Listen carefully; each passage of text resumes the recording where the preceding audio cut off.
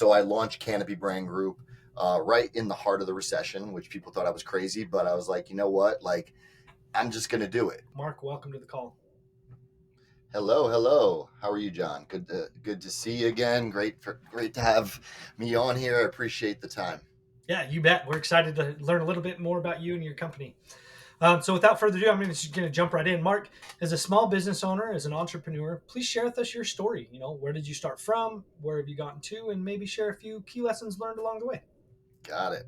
Well, this could take a while, but I'm gonna do my best to summarize it. Sounds good. Yeah. So it all honestly it all started. I have in running through my blood and my veins are the madmen gene. So my father was a madman. As a kid, I was I grew up in like learning about the advertising, marketing, branding world. He developed the I Love New York campaign and a lot of other things that I got to see as a young kid. My mother was in PR and communications, so and my brother being an artist, I kind of always had like an eye for like marketing and creativity. So that kind of brought me to majoring in that stuff in school and things of that nature. And then when I got out, I started my career at G2, which was a division of Gray Global Group, Gray Advertising, legendary agency run by Ed Meyer, one of the icons in the industry, original Mad Men as well.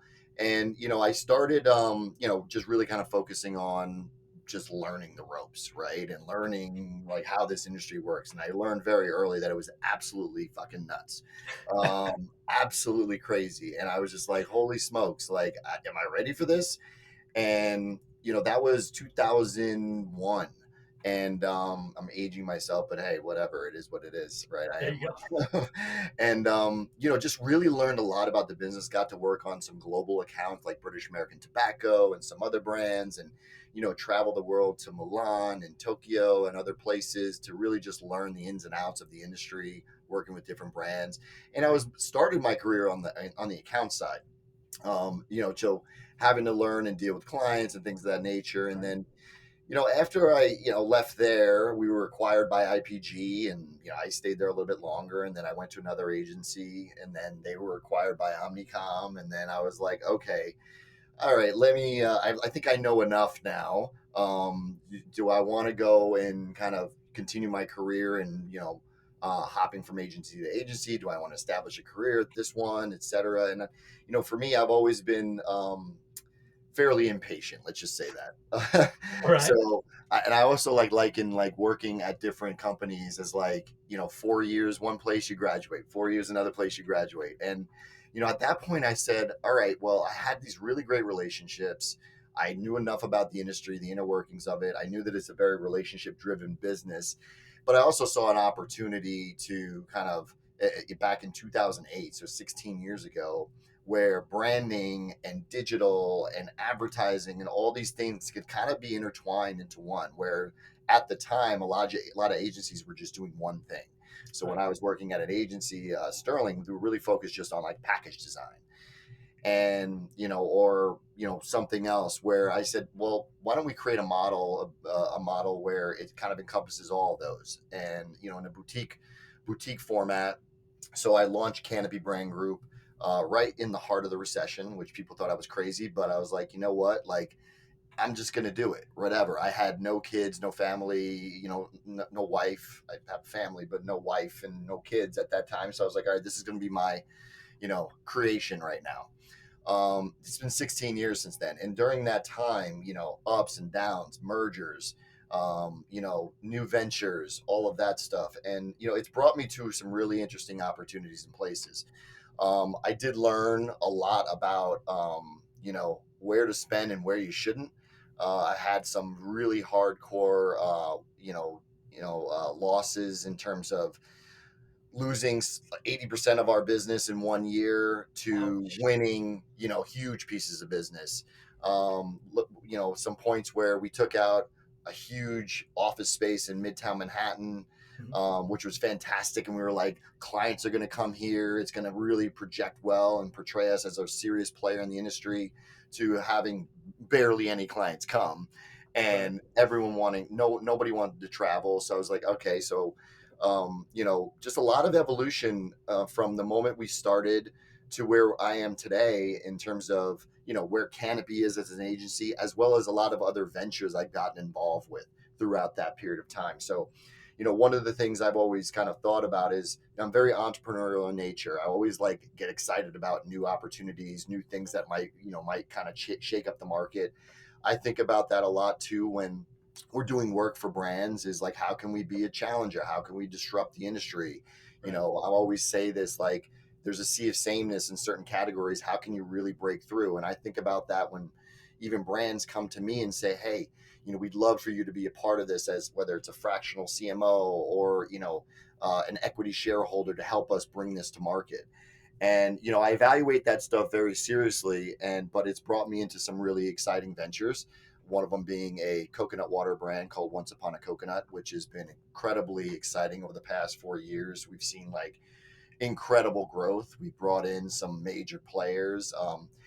These guys said, the world wasn't screaming for another coconut water, Right. but the category was screaming for change, to be honest. And I saw like there a prime opportunity to create something that was a little bit more stylized, had a purpose and mission driven component to it, more environmentally sustainable, all these different things, to create a really cool elevated story that connected with like Gen Z and younger consumers. And it's attracted really exciting people like Damon John from Shark Tank is an investor and is now a strategic advisor. Rob Gronkowski just came in, and is an investor. And we have some NFL athletes and some other folks that, Gary Brecka, who's Tom Brady's nutritionist, and Right. some really exciting people. And it's just great to see kind of the conception of a brand, and then 4 years later, it's kind of taking the country by storm with all these people and launches at Wegmans and Whole Foods and Target and more to come. Right. So Yeah. for me, all of that, you know, is a result of not just me. It's a result of pulling the right people together to really create something that can move forward. And I feel like, scaling is only done through really good people and really good partners. Right. Have some incredible co-founders in the space, in that particular company, that helped with operations, logistics, legal, fulfillment. All the other stuff that I don't know anything about. Um, and just let me focus on marketing and branding.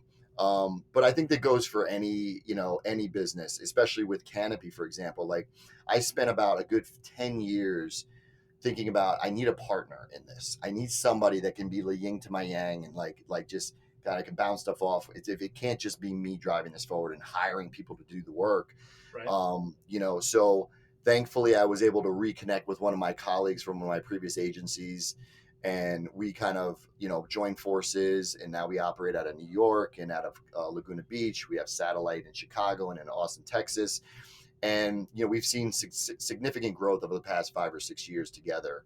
Launched an innovation arm of the business, and now we're doing some stuff in AI. So for me as like an entrepreneur, like when I look back, and I say this to a lot of people, like, oh, we don't look back enough and like write the Right. story out. And when you do, you're like, wow, that's a lot.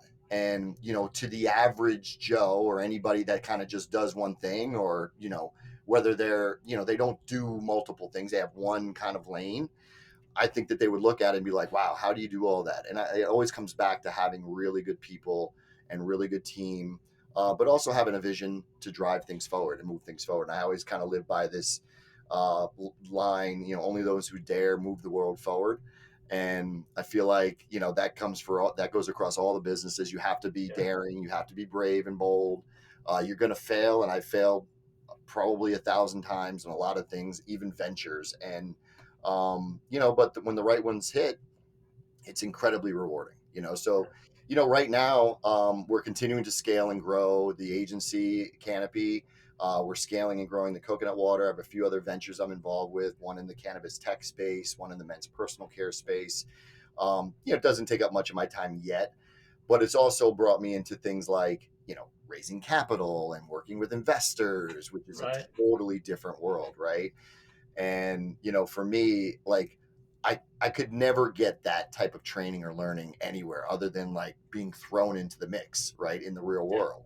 And I'll say that to anybody, like, if you're in school and all that stuff, it's great, if you can experience all these different types of things, whether like you're thrown in the middle, get thrown into the deep end and just, it's not sink or swim. I mean, people will throw you a life preserver, right? But there's nothing better because I got thrown in.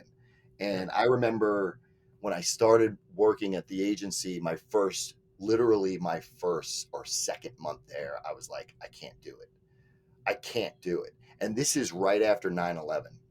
And I remember having to go to this client's office, and he was horrible. He was horrible. He was so mean. He was a real estate, like, mogul, developer, all this stuff, big account. And he was just like, I was like, I can't do this. And I just left. I went home. And people were like, where the hell is Mark? With all the stuff that was going on in the city, I was like, oh my Right. God. Um, and ultimately, obviously I came back and I was able to kind of like really understand, like, it's not just about me. It's not about how I feel. It's about kind of the broader team, but also get a better understanding of, like, take the emotion out of everything that you do. Take that out if you can. It's very hard to do, but Yeah. it's been something I'm still working on. But once I was able to start to do that, I was able to connect with the right people to, manage that business and kind of grow within the company. So yeah, and then, for me, like, I feel like, like I said, I'm fairly impatient, so I want everything to kind of be going. I want the coconut water to be doing more, and it will be. But I also kind of have to keep both feet on the ground at most of the time, and kind of say, all right, let's be realistic about the growth and all this stuff. So, I'm excited for like where things are going. I think, on the branding side, we have some great folks that we brought into the company. And I feel like I said, you can only scale with really good people. And that's always been like, it's been a lot of ups and downs over the career because, I've hired people that were bad hires, and, I had to let them go. And then kind of comes back to the old adage of, hire slow, fire fast, right? Yeah. And just incredible amounts of learning as an entrepreneur and being involved in a lot of things. I mean, I got a 8-year-old daughter now, and she's really sees what I do, and she's always exciting. She tells her friends, like, my daddy owns this company, he owns this company, he runs this company. I'm like, don't go crazy. Like, I mean, like, I don't own all the companies that I work with.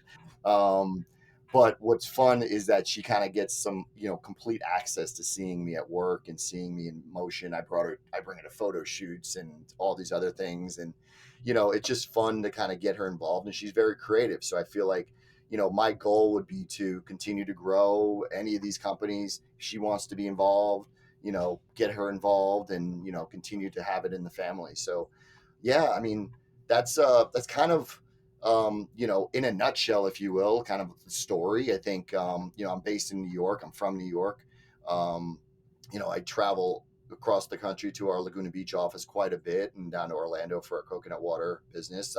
I'm Italian. Our family owned a place in Florence, Italy for a long time. It was Nice. beautiful. They know how to live over there. Really know how to live, but I don't know if I could do it full time, but you know, but yeah, I mean, I'm excited, like, to continue the journey, growing and doing new things. I have things in my mind that I want to be doing in the next 3 to 5 years. And I think that's also something that I, recommend people doing, is kind of like having some type of a dream vision board and things Yeah. that you want to check off. I'm of one person. That's why I dive into a lot of ventures of, like, not having any regrets. I don't want to look back in 20 years and be like, "Oh, I wish I did that." I want to be like, all right, if I'm going in, I'm going in. If it excites me, I'm going to work on it. If it's a new venture and I'm, something I haven't done, it's a challenge. Maybe I can jump in. I can really change the landscape of the industry, or not. But I think you don't know until you kind of go into it, right? But Yeah. Absolutely. yeah, so yeah, that's whatever that. Not 15 minutes, but it's a few minutes of my story, right? You're good. No, thanks, Mark. That's a fantastic story. Thanks for sharing your journey with us. I love your intentionality around saying, "Hey, guess what? Sometimes it's scary, but I have to take steps and I have to take action in order to realize potential." Yeah, And until I can get over that fear to take that first step, nothing's going to happen.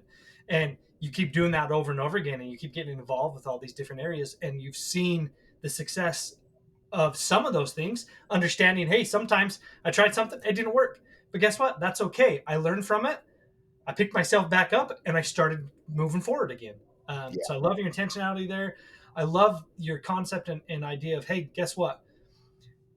I have to pay attention to who I'm bringing on board with me, because the right team is what's going to help me continue to grow. And if I don't have that right team, it's not going to work. Too many people, I think, they get in this rut of, hey, I've got all these fires and I can't handle it and I don't know what to do. So they just start throwing bodies at it, and it's like, no, that's not the way to do it.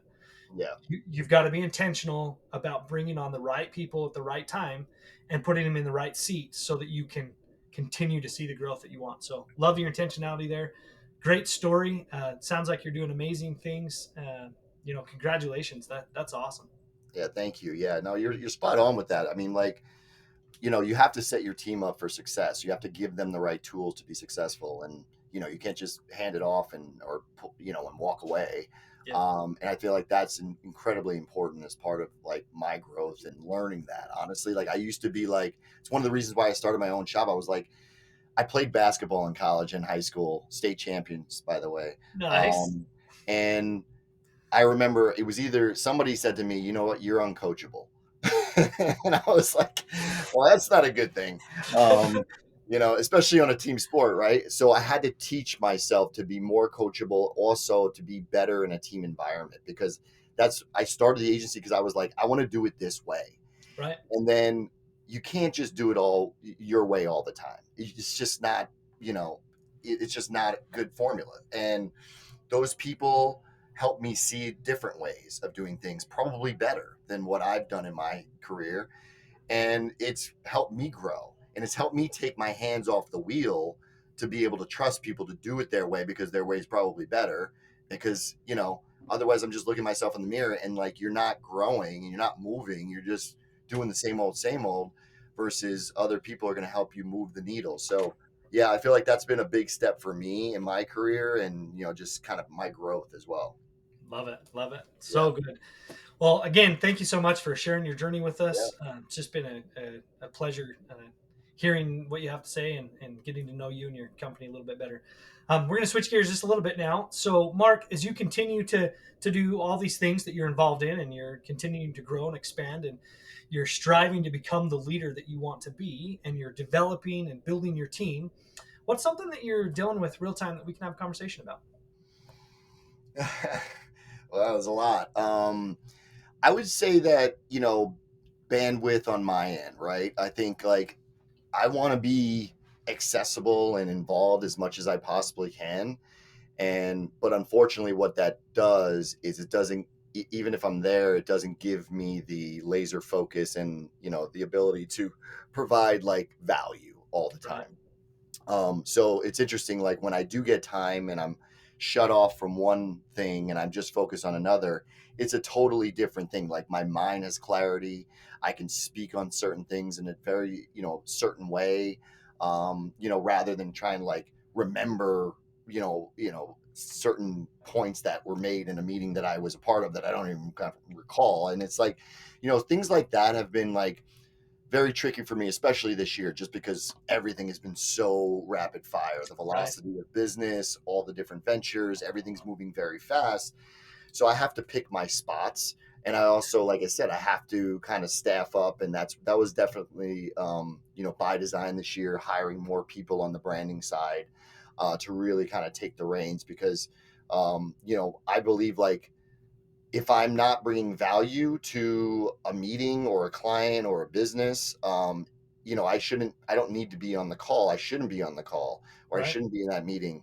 But if I'm there, like I should be thinking like, okay, I've carved out this time. And I think like, obviously with the pandemic and everything has kind of changed, where everyone has ADD or ADHD in some level, because you're doing 9, 10 things, right? Right. And at the same time. And our brains are not designed to work that way.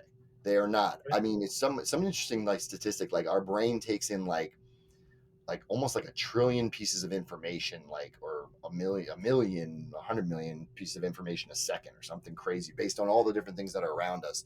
Can you imagine how much more it is now, since like having to be in front of a computer with a phone, with an iPad, everyone Right. has access, and your attention's all over the place.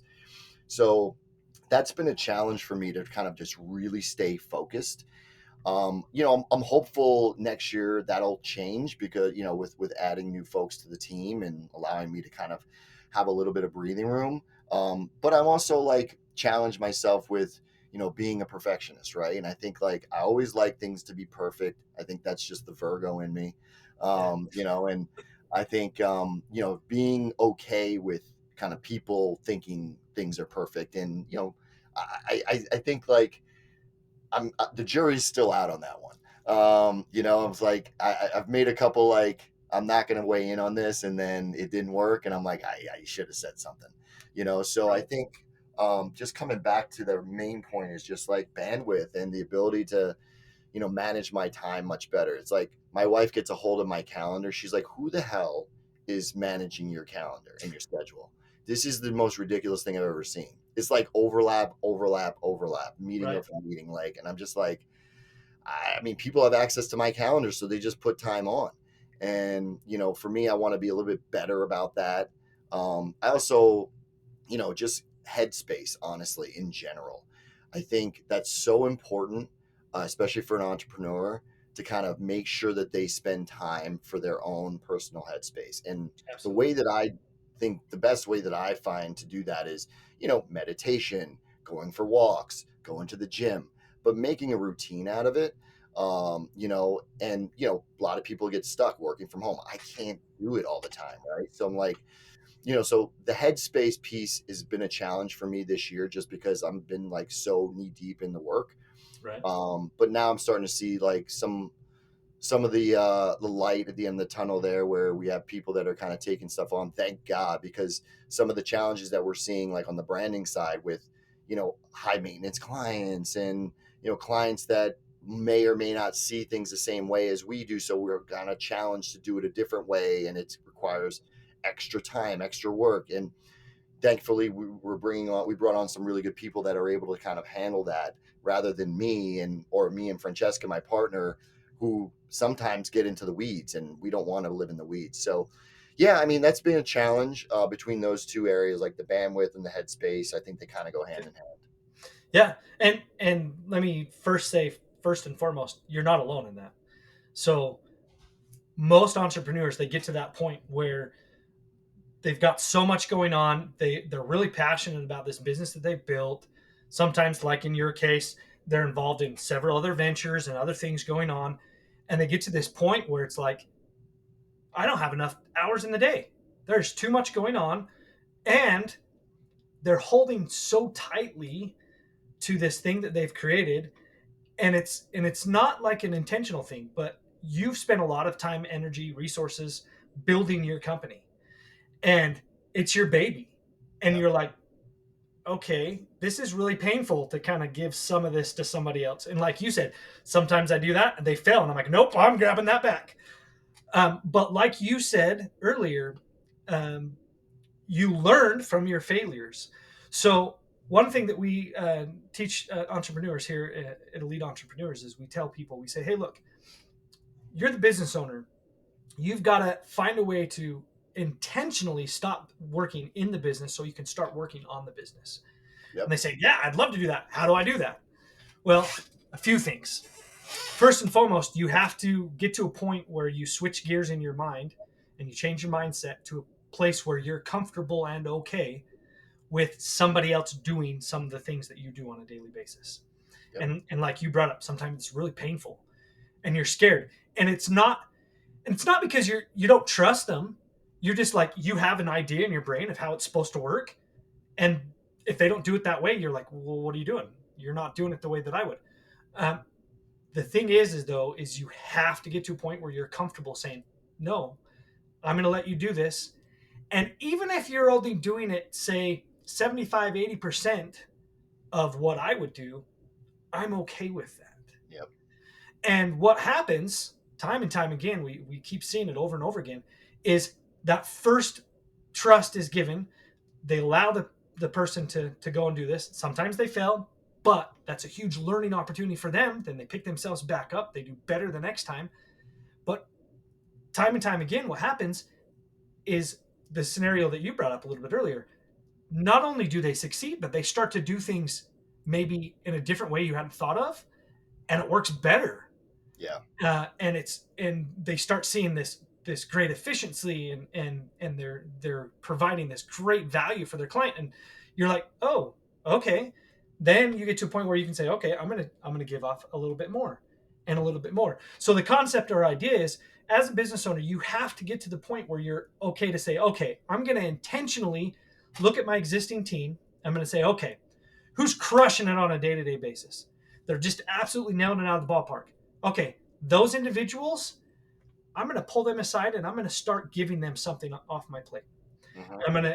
I'm going to engage them on some one-on-one training. I'm going to let them shadow me for a little bit. Then we're going to reverse roles and I'm going to shadow them, and then I'm going to step away and I'm just going to let them do it.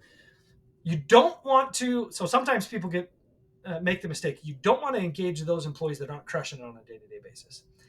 If they're not able to do their day-to-day routine and win on a day-to-day basis, we don't want to burden them with extra work. We don't want to burden them with extra responsibility. So you're being really careful. You're picking those that are just killing it, and you're saying, hey, I want to continue to move forward in this business. I want to build this business, and I want you to be a part of it with me.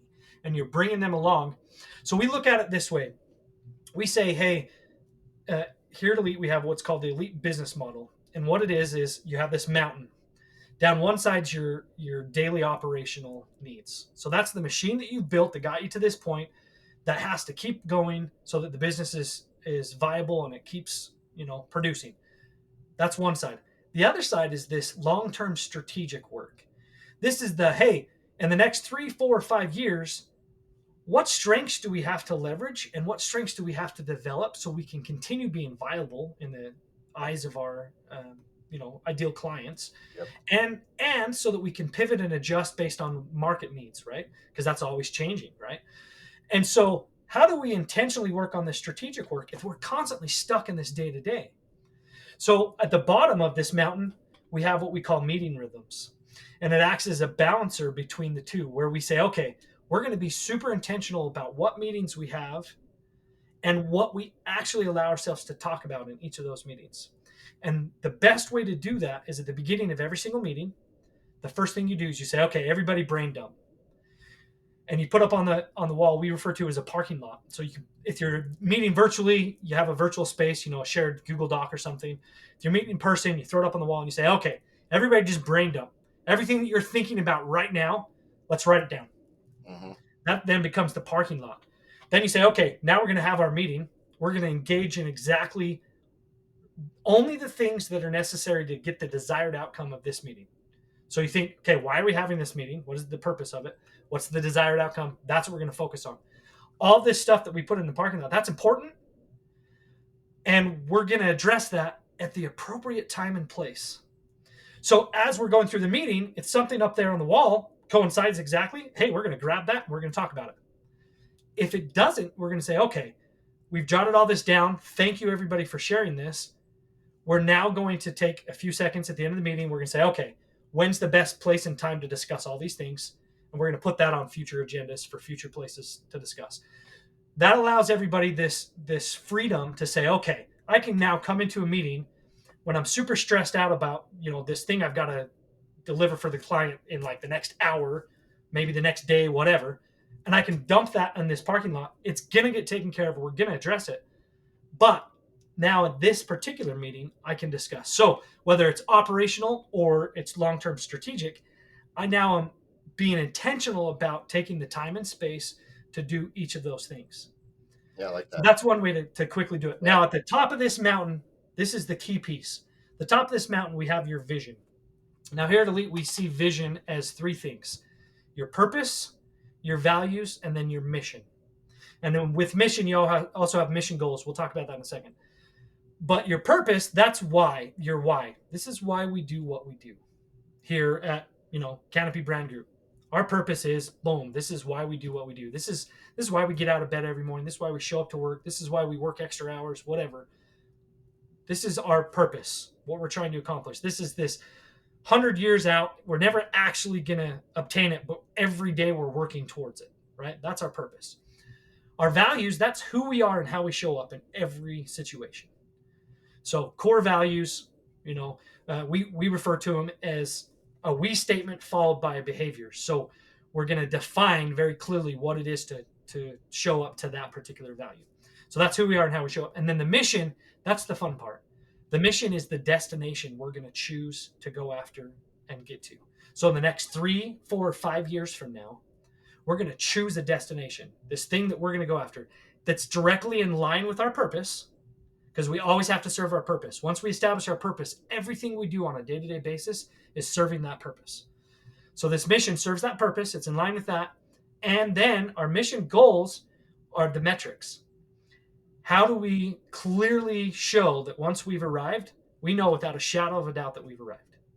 So then we take some time to formulate what the metrics are, right? What that looks like, or how we're going to do it. Then we now have this clarity and alignment throughout the whole company of, hey, this is our mission. We're going to go after, we're going to accomplish this thing. And now everything that we do, every decision we have to make, we think, is this going to help us move towards our mission? If yes, great, we're going to go for it.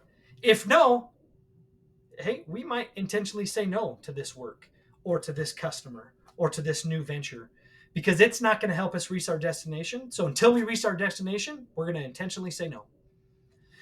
Gives us some focus. It gives Yeah. us that clarity, like I said, the clarity and alignment. So everybody's now moving towards that. And then there's 2 more steps to that to just really bring it in home. Again, so that you're allowing yourself the opportunity to work on the business and not in the business, is now you're going to go through and you're going to take your org chart of your business. You're going to remove everybody's names. You're just going to look at the positions. And you're going to say, okay, what roles do we have today? Then you're going to look at your mission and you're going to say, okay, what does reality look like when we reach our mission? Now I'm going to create a future org chart. So I have today, what today looks like, and then now I'm going to add the roles that are necessary when we've arrived. I like You that. know, are we going to need a few Yeah. more people in production? Are we going to need a few more salespeople? Whatever. But now we have this clear pathway to help us make clear, intentional decisions on when to bring on the next hire, where to put them, when to take the next thing off my plate. Because once you make this future org chart, then what you do is you put everybody's names back in there. And because you're a small business, and we all do it as small business owners, you're going to realize real quick you've got 5 or 6 people that are wearing multiple hats. Yeah. In today's reality, they're doing multiple roles, right? Okay. So then now you've established that. Then you're going to go back through in each of these roles and you're going to establish your big 3. Now, what are your big 3? Your big 3 are your KPIs, right? Big 3 are the 3 most critical things needed for the success of that role. And the way we determine those is we say, okay, it's either going to be action based or results based. And we're going to make sure that we have 3 things in them. They're clearly defined, they're measurable, so there's some way to track to see if we're winning or losing on a day to day basis, and they are directly in line with achieving our mission. So that every single person in your company now knows what it looks like to win on a daily basis, and more importantly, how what they do on a daily basis affects the whole company's ability to reach that mission, to reach that destination. So now you've got a whole team of empowered people that are just Yeah. stoked. They they're in line with your purpose. They love your purpose. They all have the same core values, and they're super excited and stoked to reach this destination. And you've now empowered them by giving them clear, measurable steps on what to do on a daily basis to look to win. The last step then is now you're going to do what we refer to as one-on-one. So that's part of these meeting rhythms. Is you're going to take 30 minutes every week with every employee. Now, I'm not suggesting that you meet with every single employee. I'm saying you should never meet with more than about 5 max employees because it's just too much. So then you're going to identify some people in your company that you're going to say, and these people are going to do the next layer down, right? So that everybody in the company is Yeah. being met with by a leader for 30 minutes a week. The first 15 minutes is all about that person. It's really personal. Let's dream a little bit. Tell me your hopes and dreams. Where do you see yourself in the next 2, 3 years? Where do you see yourself in our company in the next 2 or 3 years? Tell me about some hobbies, some things that you love, some passions in your life. You get to know them for 15 minutes. The Hmm. next 15 minutes is all about their big three. It's their opportunity to return and report and for you to hold them accountable to what's most important in the company. By doing that, you've now saved yourself some extra time in the day, because now instead of somebody having a problem or a question, running over, interrupting you in your day, calling you, texting you, messaging you in Slack, whatever you're using, instead of doing that immediately, they now know, hey, I have a time and place to reach out to him scheduled on a weekly basis. If it's not crucial emergency, I need it right now, I'm going to put that on the back burner. I'm going to discuss it in our one-on-one. So now you've just freed up all of this unintentional interruptions on a day-to-day basis, because people now have a time and place. You're establishing the rest of your meetings, again, providing them a time and place on where they can talk about all these things, ask the questions they need. So unless it's an emergency situation, nope, I'm going to put it on the back burner. We're going to talk about it at the appropriate place and time. Now you've freed yourself up some time. You've started to share some of your load onto some of your employees that are just crushing their big threes, right? You're Yep. saying, hey, I'm going to start taking this off my plate. Now you have some intentional time where you can continue to work on the business. And then as a leader, you have uh, three things to work on. That's it. There's three Yeah. things for you to do. You set the vision, you build the team, and you deliver results. The way you deliver results is not, a lot of people misunderstand that. It's not meaning you're doing the work, but you're setting your team up for success. You're providing them the resources needed. You're making sure that you're paying attention to the customers coming in. Make sure that everything's aligned to serve your purpose and that it's aligned to accomplish your mission and get you to that destination, right? And then all of that in the center is care. You have to care about the individual, and you have to care about the purpose, what it is that you're going after and accomplishing. Yeah. As you're doing that, that's how you shift gears and you stop being a doer, and now you're becoming a leader, and then you're becoming a leader of leaders as you start to develop your team and build them. And it's this never ending cycle. You go, you set up this mission, you go, you accomplish it, and when you reach it, man, you celebrate huge. And then what do you do the very next day? You get together, you decide what the next destination is going to be, and Yeah. it's very time specific. You say 3, 4, or 5 years from now, what is it that we're going to go accomplish, and then you go after and get it done. Love it. Yeah. No, you're spot on, and I think a lot of that stuff. Um, we have some of those things set in place, but not enough to have the structure like you mentioned. I think that's the biggest thing, and it that comes down to myself, Fran, any other of my partners, kind of taking the time to kind of organize that and make sure that that kind of playbook is in place, right? So Right. it's interesting. Like I was thinking about it when you were talking, and it's like I played basketball, but if I played football, it's like being a quarterback, right? And kind of having this great offensive kind of line and your receivers and your running back and like setting them up, but empowering them so that you can facilitate, but then they can kind of take it and either run with it, block with it, whatever they do with it, and be Right. successful. But there has to be more strategic plan in place to do that, and I think part of my challenge has been taking the time to kind of really set that up, and we have some operational things, and I think that's so important to do, and it's an operational piece that is like operations to set you up for success and giving the people the tools to do that, but understanding, like you said, why are they doing it, Right. right? Why are you doing this? And it's to get to that goal. It's because it delivers on this purpose or mission as an agency or as a company.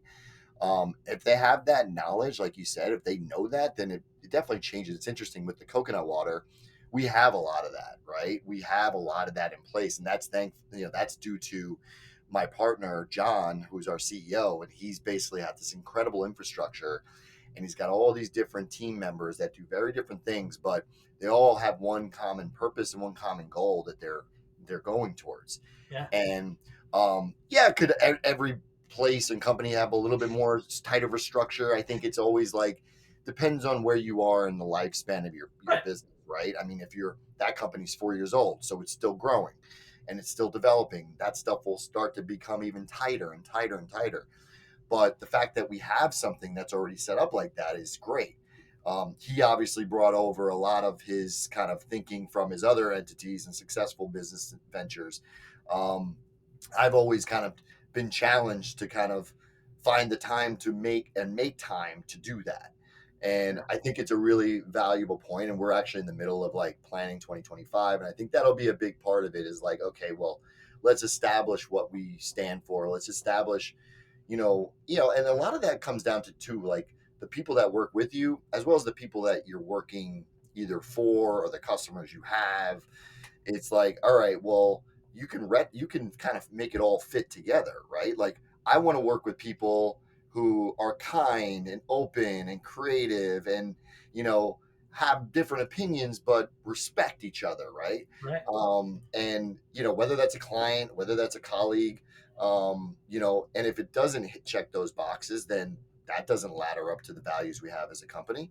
And I think that goes for how you operate and how you work. There might be people that have different styles, but they have to adhere to the principles and the values that you have as a company in order Right. to make sure that you're all successful together, because otherwise you know it's a little selfish, right? And people are not going to move the needle forward for you. Somebody was talking to me yesterday about the New York Giants and how Saquon Barkley left in free agency, and he was like, you know what, I mean, he didn't look at it from a team perspective and the big goal that they had, which is to win a Super Bowl, right?